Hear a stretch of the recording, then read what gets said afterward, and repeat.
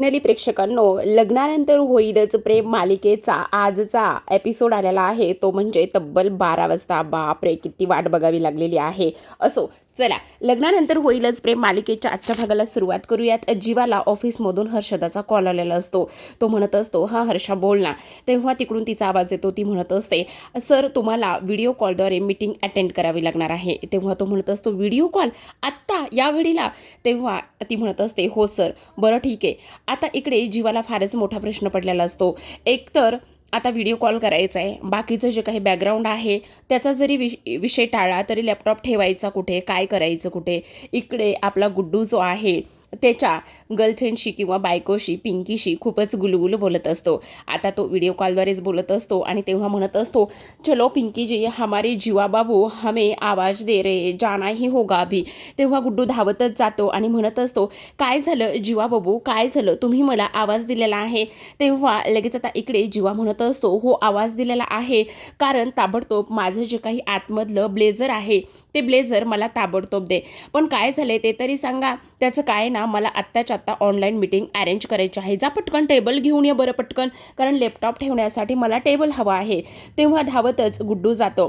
तोपर्यंत जीवा त्याच शर्टवर ब्लेझर घालत असतो. आता त्यानं एक कचऱ्याचा डस्टबिन आणलेला असतो.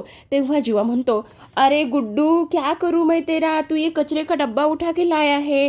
तेव्हा लगेच आता गुड्डू म्हणत असतो, साहब जी त्याचं काय झालंय तुम्हाला माहिती आहे का, हे कचरे का डब्बा नाही आहे, देखो ए उलटा करके रखा ना तो टेबल हो गया. असं म्हणून त्याच्यावरच लॅपटॉप ठेवत असतो. आता लॅपटॉप ऑन करायला जातो. लॅपटॉप ऑन करायला गेल्यानंतर पाहतो तर काय, लॅपटॉप पूर्ण त्याची बॅटरी लो झालेली असते, चार्ज नसतो लॅपटॉप. तेव्हा जीवा म्हणत असतो, गुड्डू जा पटकन, जे पॉवर बँक आहे ना ते तरी कमीत कमी घेऊन ये. तेव्हा गुड्डू लगेचच जातो आणि पॉवर बँक घेऊन येत असतो. आता पॉवर बँक घेऊन आल्यानंतर पॉवर बँक लावतो तर पॉवर बँकला सुद्धा चार्जिंग नसते. तेव्हा जीवा म्हणत असतो, आता काय करायचं, मी कशी मीटिंग अटेंड करणार आहे. आता तर लॅपटॉप पण चार्ज नाही आहे, पॉवर बँक पण नाही आहे, काय करू मी. तेव्हा गुड्डू म्हणत असतो, बेस्ट ऑप्शन है तुम्हाला आतमध्ये तुमच्या सासूरवाडीमध्ये जाण्याचा.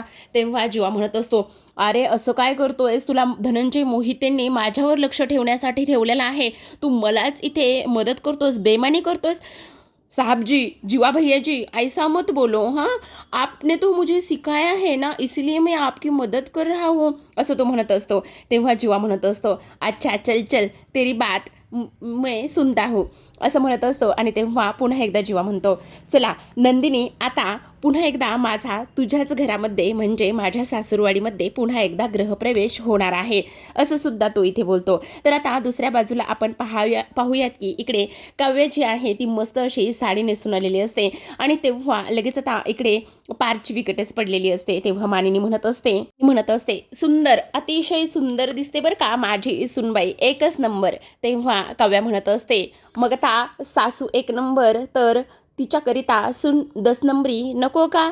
तेव्हा मानिनी म्हणत असते, हो ग खरंच, माझ्या सुनेला ना कोणाचीही दृष्ट लागायला नको, आल्या गेल्याची, रांडा मेल्याची, भूता चंडाळाची कोणाच्याही दृष्ट लागायला नको. तेव्हा काव्या म्हणत असते, खरं तर आल्या गेल्याची कोणाचीही दृष्ट लागणार नाही आहे, पण इथे उभ्या असलेल्या एका चिटकिनीची मात्र मला नक्कीच दृष्ट लागू शकते. असं म्हटल्यानंतर लगेचच आता इकडे काव्या रम्याकडे पाहत असते आणि रम्या म्हणत असते, काव्या तुझा बोलण्याचा जो काही रो आहे तो मला कळतोय, कळतोय. तेव्हा काव्या म्हणत असते, कळतोय ना रम्या, मग बरंच झालं, इथून पुढे माझ्याकडे नजर वर करून सुद्धा बघायचं नाही. आणि तू जर पडलीस, घसरलीस तर माझा हात जो आहे ना तो तुला सावरण्यासाठी पुरेसा आहे, हो की नाही. असं म्हटल्यानंतर रम्याला मात्र फारच राग येतो बरं का. रम्या चिडते आणि तिथूनच ती इथे निघून जात असते. तर आता रम्या निघून गेल्यानंतर आपण पाहतो की इकडे जी काही मानिनी आहे ती त्या पोरींना म्हणत असते, अगे पोरींनो, काय करताय तुम्ही, हे तुम्हाला तुमच्या डान्सची प्रॅक्टिस करायची आहे ना, चला बरं जा लवकर. तेव्हा आता मानिनी पार्थला म्हणत असते, काय रे पार्थ, मला एक गोष्ट सांग, काव्या कशी दिसते हे तर तू सांगितलंच नाही. तेव्हा पार्थ म्हणत असतो, हे असं काहीतरी साडी नेसून मेकअप करून हे असल्या गोष्टीमध्ये वायफळ टाईम घालण्यापेक्षा अभ्यासाकडे लक्ष दिलं तर ते अजून बरं होईल. असं म्हटल्यानंतर मानिनी पार्थकडे पाहतच असते. तेव्हा काव्या म्हणत असते, अहो धनी, मी तर तुम्ही फक्त माझ्याकडे बघितलं, मी कशी दिसते ही गोष्ट जर मला सांगितली ना, तर माझ्यासाठी अभ्यास एका चुटकीसरसर होऊ शकतो की नाही? पुण्यातच आशा आलेली असते आणि आशा म्हणत असते, "अगो बाई, मी आता सगळं स्वच्छ केलं होतं. इतका पसारा कुणी केलाय? हा सगळा काही कागदं, हे ते सगळं कुणी केलंय?" आणि तेव्हा काव्याकडे पाहते आणि काव्या मुद्दामच तिला डोळा मारत असते आणि म्हणत असते, "ते काय झालंय ना, एवढी सुंदर अशी आयटम समोर बघितल्यामुळे देशमुखांचा पाय घसरला हो." तेव्हा लगेच आता इकडे पार्थ म्हणत असतो, "काय म्हणताय काव्या? चल आशा मावशी राहू द्या, मी उचलतो." असं म्हणून आता पार्थ जो आहे ना, तो पेपर उचलायला खाली वाकतो. आता पेपर उचलायला खाली वाकल्यानंतर त्या दोघांचंही टक्कर होते आणि डोकं एकमेकांना धडकतं. तेव्हा लगेच आता इकडे काव्या म्हणत असते, "अरे काय हे देशमुख, मी मदत करू लागते तुम्हाला." तेव्हा आता एकदा तर धडक बसलेली असते. तेव्हा पार्थ म्हणत असतो, "1 मिनिट हां, लांब राहायचं माझ्यापासनं. आता परत म्हणायचं नाही हां, की एकदा धडक बसलेली आहे, मग पुन्हा एकदा नाही धडक घेतली तर शिंग वगैरे येतील म्हणून."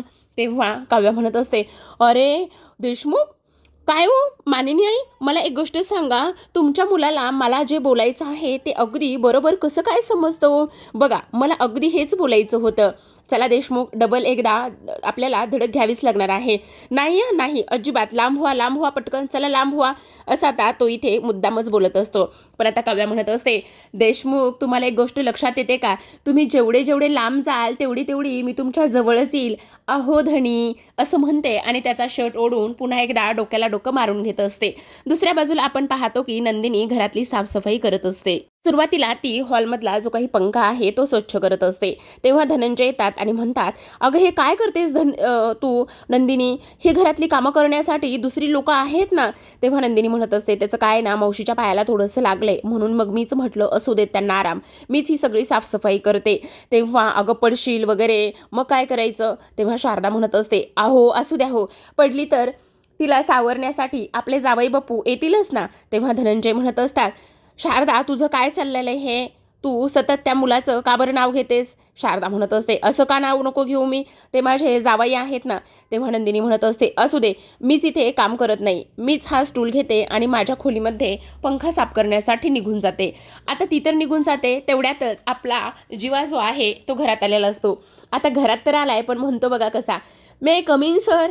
आता धनंजय म्हणत असतात, "तुझी हिंमत कशी झाली माझ्या घरामध्ये पाऊल ठेवण्याची? एकतर तू माझ्या घरात पाऊल ठेवलायस आणि वरून विचारतोयस का आत येऊ का म्हणून? चल चल चल, बाजूला हो, चल बाहेर हो आत्ताच्या आत्ता." तेवढ्यातच आता इकडे शारदा म्हणत असते, "अहो जावई बापू." तेवढ्यातच नाटकेपणाने जीवा येतो बरं का. आता खरं तर खूपच असं कॉमेडी दाखवलंय बरं का प्रेक्षकांना. हा जो सीन आहे तो इथे जीवा म्हणत असतो, "सासूबाई खरंच काय करू आता? ए, तुला काय सांगितलंय? मी बाहेर जायला सांगितलंय ना." धनंजय म्हणतात, "हो, मी बाहेरच जाणार होतो, पण काय करू आता? माझा एक व्हिडिओ आहे, ज्याची मीटिंग करायची मला आणि माझा लॅपटॉप चार्जिंग नाही आहे." "आणि काय चार्जिंग नाही? मग आतापर्यंत कसं करत होतास?" "अहो, करत होतो ना, पॉवर बँक होता, पण पॉवर बँक पण संपलाय. त्या त्या डार्लिंग म्हणतोस ना, तिने तुझी सोय करून दिली नाही का?" तेव्हा जीवा म्हणत असतो, "वाव! तुम्हाला सुद्धा माझी डार्लिंग आवडते. तुम्ही जेलस होताय माझ्या डार्लिंगवरती. ए जीवा, उगाचच असली मस्करी वगैरे करायची नाही, हे मला अजिबात आवडत नाही. शारदा ह्याला सांग आत्ताच्या आत्ता जायला." तेव्हा लगेच शारदा म्हणत असते, "1 मिनिट धनंजय मोहिते, हे माझं सुद्धा घर आहे, ते माझे जावई आहेत आणि त्यांना जर तुम्ही असं जायला सांगत असाल ना, तर मी सुद्धा हे घर सोडून निघून जाईल बरं का." आता तर इथे शारदाने स्पष्टपणेच धनंजयला ह्या सगळ्या गोष्टी सांगितलेल्या असतात. तेव्हा धनंजय म्हणत असतात, "शारदा, तू मला ब्लॅकमेल करतेस? का असं करतेस गं?" तेव्हा शारदा म्हणत असते, "मग बरोबर ना, नंदिनी जशी तुमची मुलगी आहे, तेवढाच अधिकार आई म्हणून माझा सुद्धा तिच्यावर आहेच ना. मग नंदिनीचा तो नवरा आहे, माझे जावई बापू आहेत. जसं नंदिनीला ह्या घरामध्ये राहण्याचा अधिकार आहे, तसंच माझ्या जावयाला सुद्धा ह्या घरामध्ये राहण्याचा अधिकार आहे. जावई बापू, बोला, तुम्हाला काय हवं आहे? तुम्ही कशासाठी आला तिथे? सांगा, तुम्हाला काय आणू मी?" "काही नाही हो, हा माझा लॅपटॉप आहे ना, तो चार्ज करायचा आहे, बाकी काही नाही." तेव्हा धनंजय रागानेच तिथून निघून जातात. आता धनंजय तर रागाने निघून गेलेलेच असतात, पण इकडे जो जीवा आहे ना, जीवाला मात्र फारच आनंद झालेला असतो बरं का. जीवा अक्षरशः आता शारदासमोर येतो आणि शारदासमोर आल्यानंतर म्हणत असतो, सासूबाई खरंच तुमचे पाय कुठे आहेत?" अक्षरशः बिचारा खाली लोटांगण घालूनच शारदाचे पाय पकडत असतो. शारदा म्हणते, काय करताय जीवा हे तुम्ही? हे बघा, मी तुम्हाला म्हटलं ना, मी तुमच्या आईसारखीच आहे म्हणून. तुम्हाला दोघांना एकत्र आणण्यासाठी मला काहीही करायला लागलं ना तरीसुद्धा मी ते करेन. तुम्ही काहीही काळजी करू नका. तेव्हा जीवा म्हणत असतो, खरंच काय हो, हे मला एक गोष्ट सांगा, ही कुठली एनर्जी घेता तो? सकाळी सकाळी काय खाता तो? म्हणजे ह्यांना एवढी एनर्जी येते? बापरे, कसं सांभाळता तुम्ही ह्यांना? तेव्हा शारदा म्हणत असते, अहो असू द्यात, तुम्ही त्यांचा एवढा नका विचार करू. त्याचं काय आहे ना, नंदिनीवर जरा ना त्यांचा जास्तच जीव आहे बघा, त्यामुळे हे सगळ्या काही अशा गोष्टी करतायत. तेव्हा जीवा म्हणत असतो, बरोबर आहे तुम्ही बोलताय ना सासूबाई, ते अगदी बरोबर आहे. पण तुम्हाला एक गोष्ट सांगू का जीवा, तुम्ही हे असे राहताना ते जरा मला थोडंसं मनालाच लागतं बघा. म्हणजे तुमची सतत धनंजय अपमान करतात, ह्या सगळ्या गोष्टी तुम्हाला बोलतात. बाई, तुम्ही आत्ता सासरेबुवांना जी धमकी दिली ना, त्यात फारच आवडलं बरं का. तेव्हा आता इकडे शारदा म्हणत असते, त्याचं काय आहे ना, संसाराला खूप दिवस झाले, खूप वर्ष झाली ना, तर ह्या धमक्यासुद्धा काम करत नाहीत. पण नवीन नवीन असताना एक घाव दोन तुकडे होतात, त्यामुळे जरा एकाने नमतं घेतलं पाहिजे. तेव्हा आता इकडे जीवा म्हणत असतो, युद्धात आणि प्रेमात सगळं काही माफ असतं, त्यामुळेच मी हे सगळं काही करत आहे. पण मी जिच्यासाठी हे युद्ध लढत आहे, जिच्यासाठी ह्या सगळ्या गोष्टी करत आहे, मुळात ती व्यक्ती माझी नंदिनी आहे कुठे? तेव्हा शारदा म्हणत असते, आहे ना, ती तिच्या खोलीमध्ये वरती आहे. तेव्हा जीवा म्हणत असतो, काय मग तुम्ही काय म्हणताय, जाऊ का मी वरती? तेव्हा शारदा म्हणत असते, अहो जावई बापू, विचारताय काय, जावा. तेव्हा लगेच आता शारदाची परमिशन घेऊन जीवा मात्र नंदिनीच्या खोलीकडे निघालेला असतो. नंदिनीला तर फार आता ती तर तिचं काम करत असते, पण जीवाला मात्र फारच आनंद झालेला असतो. आता इकडे शारदाने तो लॅपटॉप आणि त्याचबरोबर पॉवर बँक ह्या सगळ्या गोष्टी घेतलेल्या असतात चार्ज करण्यासाठी. खरं तर बघा ना प्रेक्षकांनो, काहीही दाखवतात, ह्याला किती अर्जंटमध्ये व्हिडिओ कॉल आणि मीटिंग होते बरं. पण मग बघा आता तुम्हीच. असो, इकडे आपण पाहतो की आता रम्याची फारच चिडचिड होत असते बरं का. तिथे वसू येते आणि वसू म्हणत असते, काय गे रम्या, तू वेडी आहेस का गं? अगं ती काव्या काय एवढीशी साडी नेसून त्या पार्थ समोर नाचली, तर तू एवढा कसला विचार करतेस ग? हे बघ, तू पण माझ्या कपाटातली मस्त पैठणी घे आणि मस्त पार्थच्या समोर जाऊन नट्टाफट्टा करत जा आणि पार्थच्या समोर जाऊन बस बरं. तेव्हा इथे रम्या म्हणत असते, आई काय हे तुझं, हा काय हळदी कुंकाचा कार्यक्रम आहे का गं? तिने साडी नेसली म्हणून मग मी पण नेसायची? अगं मग तू एवढी का चिडचिड करतेस रम्या? हे बघ, झाल्या गोष्टी सोडून दे, एवढा कसला विचार करतेस? अगं आई, तुला कळत नाही का, ती काव्याच्या जवळ ती पारच्या जवळ जाण्याचा प्रयत्न करते. ती आज साडी नेसली, उद्या अजून काहीही करू शकते. तेव्हा वसू म्हणत असते, अगं मला एक गोष्ट सांग रम्या, पार्थने तिला भाव दिला का? पार्थने तिच्याकडे पाहिलं का? किंवा पार्थने काही रिॲक्ट केला का? तिच्याकडे ओढला गेला का? तेव्हा रम्या म्हणत असते, तेच तर मुळात होतंय, तो तिला टोकतही नाही आणि जवळही घेत नाही आणि घरातून बाहेरही जा म्हणत नाही. तेच मला काही कळत नाही, काय करू मी? हे बघ रम्या, तू काळजी करू नकोस. तुला एक गोष्ट आठवती का? गुरुजींनी सांगितलेलं भाकीत तुला आठवतंय का? हे बघ, गुरुजींनी सांगितलेलं भाकीत तू आठव ना. तेव्हा रम्याला गुरुजींनी सांगितलेलं भाकीत पुन्हा आठवत असतं. रम्या म्हणत असते, हो गाई, मला ते भाकीत आठवतंय. मग काय सांगितलं होतं गुरुजींनी, सांग बरं. तेव्हा गुरुजींनी असं सांगितलं होतं, म्हणजे ह्या दोघींनी असं विचारलं होतं की रम्याचं लग्न होईल का म्हणून. तेव्हा गुरुजी म्हणाले होते, हो रम्या, तुझं लग्न होणार आहे, ते सुद्धा पार्थ बरोबरच. आणि सगळं काही लग्नाचं वातावरण सेट केलेलं असेल. तू आणि पार्थ हे बाहुल्यावर चढलेले असाल, दोघांच्याही हातामध्ये इथे वरमाला असतील, त्याचबरोबर पारच्या हातामध्ये तुला घालण्यासाठी मंगळसूत्र असेल. प्रेक्षकांनो, ह्या गुरुजींनी तेव्हा केलेलं भाकीत त्यांनी आत्ता काढले बरं का. म्हणजे ते बऱ्याचदा काढून झाले, पण आत्तापर्यंत तरी त्या भाकीताचा काही आपल्याला काही अर्थ लागत नाही. ह्या पण जो वसू आणि रम्या आहे ना, ह्या पण जरा डोक्यावरच पडलेल्या आहेत. म्हणजे बघा ना, गुरुजींना आणखी त्याच्या पुढे काहीतरी सांगायचं होतं. गुरुजी त्यावेळेस बोलले पण होते पण म्हणून, पण त्यावेळेस रम्या आणि वसू म्हटल्या होत्या, पण बिन जाऊ द्या हो गुरुजी, पार्थसोबत लग्न होतंय ना, ती गोष्ट महत्त्वाची. त्यावेळेस ते बोलले होत्या. आता इकडे रम्या म्हणत असते, बघितलंस ना आई, तुला एक गोष्ट सांगू का मी, काही जरी झालं ना तरी सुद्धा आता मी बघच काय करते तर. तेव्हा वसू म्हणत असते, काय करणार काय आहेस तू? आता तू बघच त्या काव्याला ह्या घराच्या बाहेर जाण्यासाठी मी कसा रस्ता रिकामा करते आणि त्या काव्याला मी ह्या घरातून कसं बाहेर काढते तर. अगं पण काय करणार आहेस ते तरी सांगणार आहेस का? आई तू बघच आता मी काय करते तर. तेव्हा वसू म्हणत असते, हे बघ रम्या, तू जे काही करशील ना ते जरा जपूनच कर बरं का. तेव्हा रम्या म्हणते, पण बघ आता, तू बघच आता मी काय प्लॅन करते तर. आता ही बया काय प्लॅन करणार आहे देव जाणे. इकडे आपण दुसऱ्या बाजूला पाहतो की आपला जो काही जीवा आहे तो आता नंदिनीच्या खोलीमध्ये आलेला असतो. नंदिनी समोर स्टूलवर उभी राहिलेली असते आणि पंखा पुसत असते. आता खरं तर इथे जीवाचा त्या दरवाजाला धक्का लागतो आणि थोडासा दरवाजा वाजला जातो. आता नंदिनीला असं वाटतं की तिचे बाबा म्हणजेच धनंजय आलेत. आता लगेचच नंदिनी इकडे म्हणत असते, पाठमोरीच असते हां, तिने पाहिलेलं नसतं जीवा आलाय म्हणून. नंदिनी म्हणते, काय झालं बाबा, तुम्हाला काही हवंय का? आता इथे जीवा त्याच संधीचा फायदा घेतो. आपला जीवा किती कॉमेडी आहे, त्याचबरोबर किती स्टायलिश आहे हे आपल्या सर्वांना माहिती आहे. आता जीवा मुद्दामच धनंजयचा आवाज काढतो आणि म्हणत असतो, अगं नंदिनी, तू त्या जीवाकडे अजिबात लक्ष देऊ नकोस बघ. त्याने तुला खूप त्रास दिलाय, खूप रडवलंय आणि त्याने तुझ्यापासून फार गोष्टी लपवल्यात. तेव्हा नंदिनी म्हणत असते, नाही हो बाबा, ते मनाने खूप चांगले आहेत. त्यांनी मला जेवढं रडवलंय ना तेवढं हसवलंय सुद्धा. तेव्हा जीवा म्हणत असतो, काही नाही नंदिनी, त्याला अजिबात घरात घ्यायचं नाही आहे आणि त्याला माफ तर अजिबात करायचं नाही आहे. त्याने तुला खूप त्रास दिलाय. तेव्हा नंदिनी म्हणत असते, पण जेव्हा जेव्हा त्रास दिलाय ना तेव्हा तेव्हा त्यांनी मला आनंदसुद्धा दिलेला आहे बाबा. तेव्हा लगेच आता जीवा स्वतःच्या आवाजात म्हणतो, आत्तापर्यंत धनंजयच्या आवाजात बोलत होता बरं का, आता स्वतःच्या आवाजात म्हणत असतो, ए नंदिनी, ए नंदिनी, जीवा आला तर त्याला खोलीत घेऊ नकोस हां. आता लगेचच नंदिनी पाठी वळून पाहते, कारण जीवाचा आवाज आलेला असतो. पाठी वळून पाहिल्याबरोबर जीवा दिसतो. आता जो दरवाजा आहे त्याच्याच बाजूला एक बोर्ड आहे, ज्यामध्ये लाईट्स आणि फॅनचं बटन आहे.